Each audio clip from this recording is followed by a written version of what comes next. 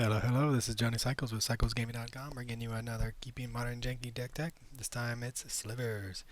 It's a viewer submitted deck. Thank you, Jordan Lee, for the deck. It's been a blast to play. So let's jump right to it. Sliver Tribal. If you've never seen it in Modern, it's got some legs, man. It's pretty competitive, and it's pretty fun. So we start with a one-drop slot, Aether Vial.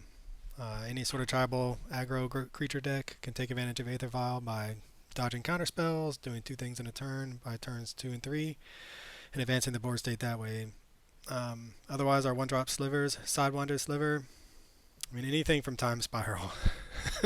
To me, it's just so sweet. It makes me happy playing it every time I see it, even if I have to read flanking over and over to make sure I have it right. Striking Sliver, first strike's pretty relevant against the Ragavans and some of the other affinity decks out there. Kill Rider Sliver, one of the best one drops because it gives all of our slivers flying. And this is often we don't want to run this out on turn 1. We probably want to save it until we can play it on turns 3, 4, or 5 and then swing in for lethal. That's the one drops. In the two drop slot, we have as far as our aggressive sliver package is Predatory Sliver, our lord, that gives all slivers +1/+1, and Cloud Shredder Sliver, again giving them all haste and flying. So these are our two most aggressive slivers. Then we have two very important slivers in the Fusion Sliver and Unsettled Mariner, which isn't a sliver, but it's a changeling, so it counts.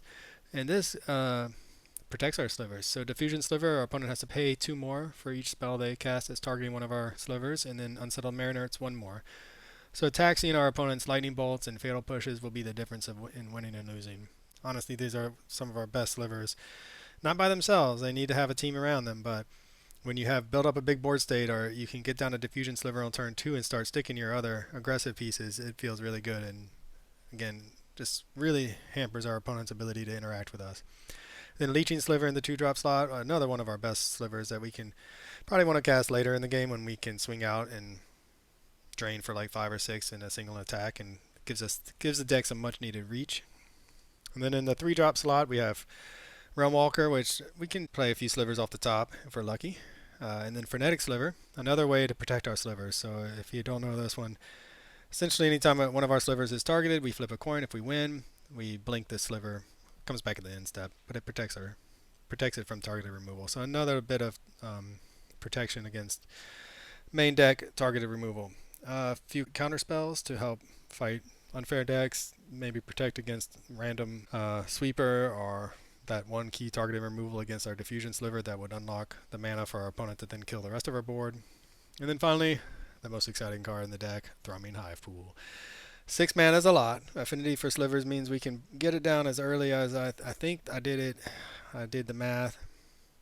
We play a 1-drop on turn 1, 2 1-drops on turn 2.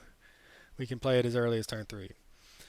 Haven't done that yet. However, it has won me a few games. So it's super powerful if you can resolve it. Sometimes your opponent just scoops, which is kind of no fun.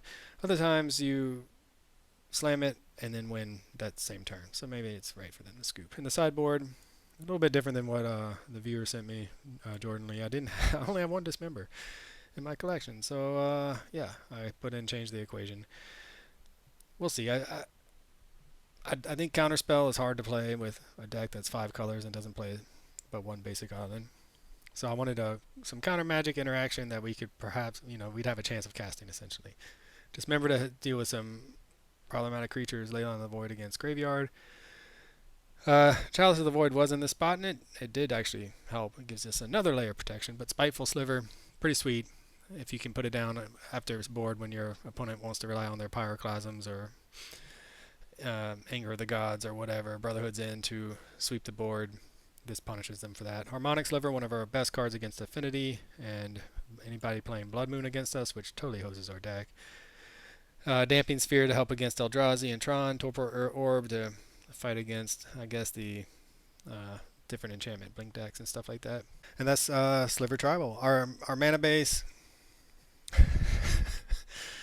Whew, man, let me tell you, Blood Moon really hurts if we don't have one of our few basics. Cavern of Souls, Sliver Hive, Secluded Courtyard, naming Sliver, Mutavault, Horizon Canopy to draw a card. I put in a Hollow Fountain instead of a Fire Islet because I didn't have the Fire Islet in my collection, but that's the original card. A little bit of card draw on our lands. Yeah, I mean, we hope to dodge Blood Moon essentially, but otherwise it does allow us to just play a lot of untapped lands, a lot of pain-free lands, and run out our creatures. So that is Sliver Tribal. Let me know what you think in the comments, and I'll be posting some gameplay shortly.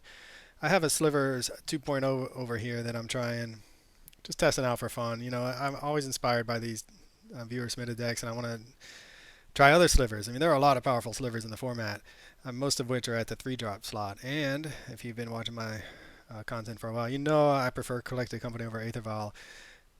I'm not saying it's better in this deck. I'm just saying I gotta try Collected Company with the Sliver deck. So be on the lookout for that as well. But for now, let me know what you think in the comments, and be on the lookout for the gameplay and the article on cyclesgaming.com. Thanks for watching. This is Johnny Cycles. I'll catch you all in the next one.